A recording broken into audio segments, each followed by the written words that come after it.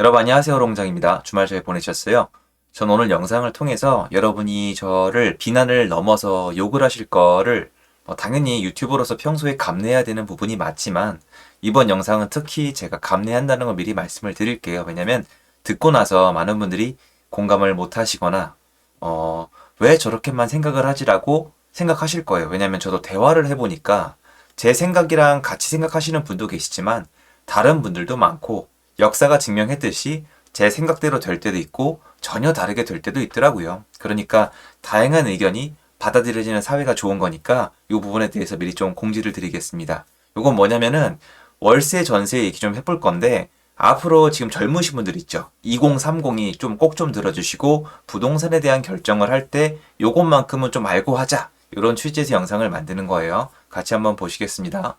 시작하시기 전에 구독하기, 좋아요, 멤버십 부탁드리고요. 멤버십은 매주 토요일 라이브를 진행하고 있습니다. 내 집 마련 가장 오래 걸리는 도시는 여기 보시면 홍콩도 있고 파리, 마이애미, 마드리드, 두바이, 기타 등등등 있고요. 요 도시들 가보시면 다 아시겠지만 전세가 없습니다.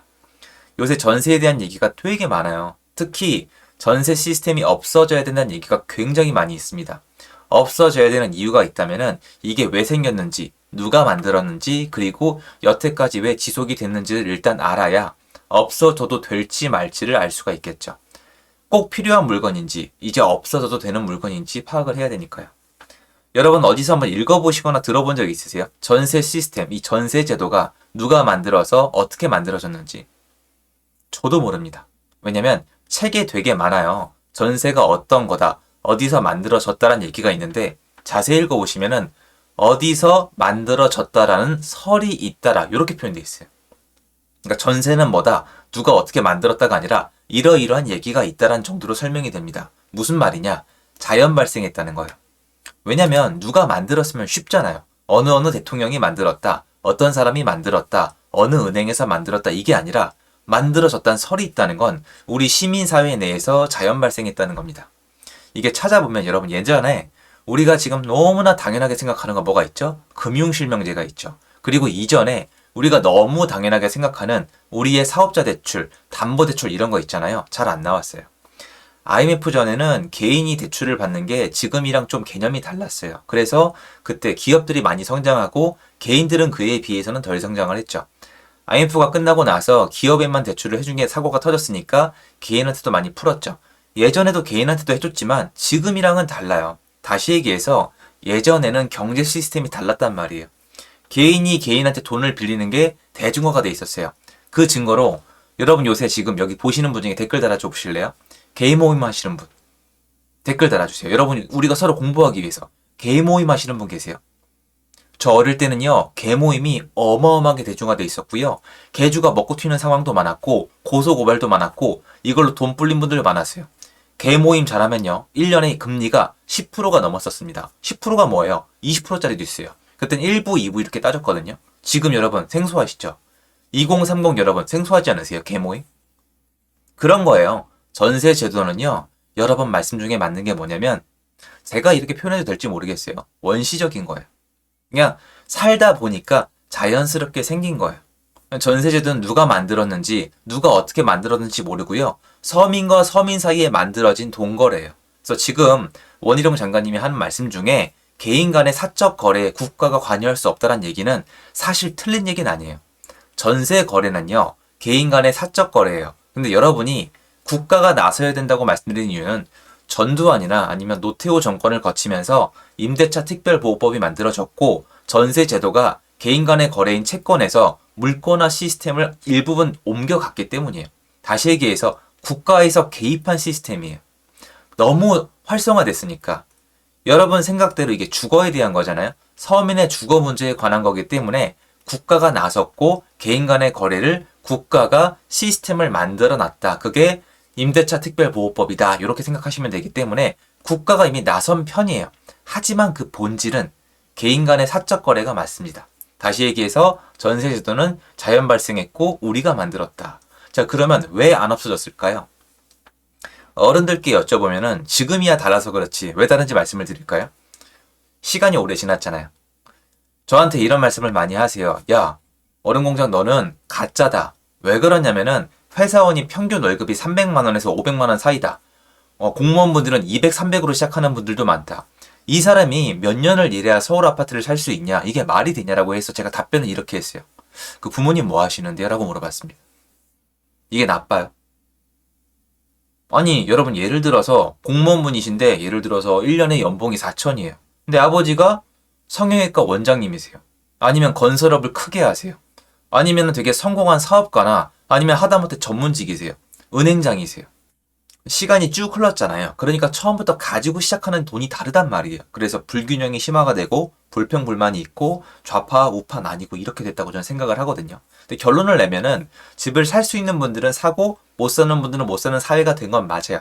그런데 더 옛날로 넘어가면은 지금에 비해서 여러분 지금에 비해서 더 옛날로 넘어가면은 다 같이 가난했어요. 베이비 부머 세대 생각해 보세요. 형제 자매도 많고 돈이 없잖아요. 그분들은 내 집 마련은 어떻게 했을까요? 지금 그게 포인트예요. 그분들 세대에서 전세 시스템이 완전히 자리를 잡았거든요.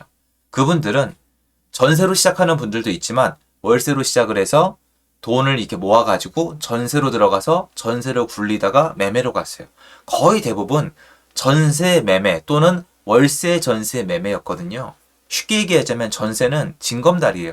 내 집 마련을 하기 위한 중간 단계나 초기 단계란 말이에요. 내가 목돈을 모을 수 있는 좋은 시스템 중에 하나예요. 이게 전세가 여태까지 유지됐던 이유는 내 집 마련의 전초 기지 단계를 해줬다는 겁니다.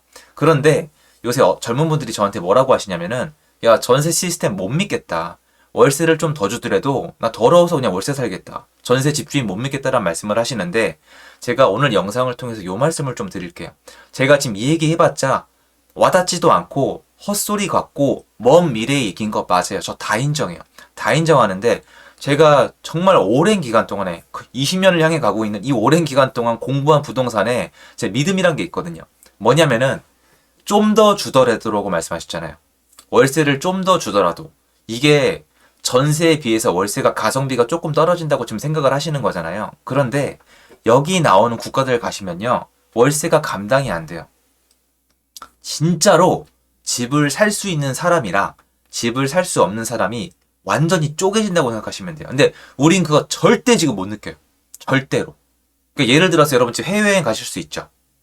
남자친구 여자친구 사귈 수 있죠. 자유잖아요. 근데 예를 들어서 그게 불가능하다는 생각을 우리가 할 수는 없잖아요. 난 이성 교제를 할 수가 없어. 나 이제 불가능해졌어. 난 해외여행을 아예 못 가. 불가능해졌어. 이게 말이 쉽지 현실화가 안 되잖아요. 요 국가에 가면은 집을 살 수 있는 사람이랑 월세로 살 수밖에 없는 사람이 완전 나눠진단 말이에요. 그러니까 한쪽은 자산 증식이 되고 한쪽은 자산 증식이 아예 없는 거예요. 그래서 부익부 빈익빈이 끊임없이 갈라집니다. 그런데 한국은 아직 아닌데 저는 그 가운데 이 브릿지 역할을 하는 게 전세제도라고 생각을 하거든요. 그럼 걔가 없어지면은 월세를 좀 더 내더라도가 아니라 월세를 훨씬 더 많이 내야지 가능할 거예요. 근데 우리는 이 생각을 하죠. 내가 월급을 500을 받았는데 300 이상을 월세로 내는 세상을 상상할 이유도 없고 상상을 할 수도 없고 그런 세상이 올 거라고 믿을 필요도 없는 거예요. 그런데 해외에 나가면 이미 와 있죠. 그래서 해외에 나가면은 부부가 같이 일을 합니다. 부부가 애들을 둘이 같이 못 봅니다. 한국 사람이 해외에 비해서 훨씬 더 윤택하게 살아요.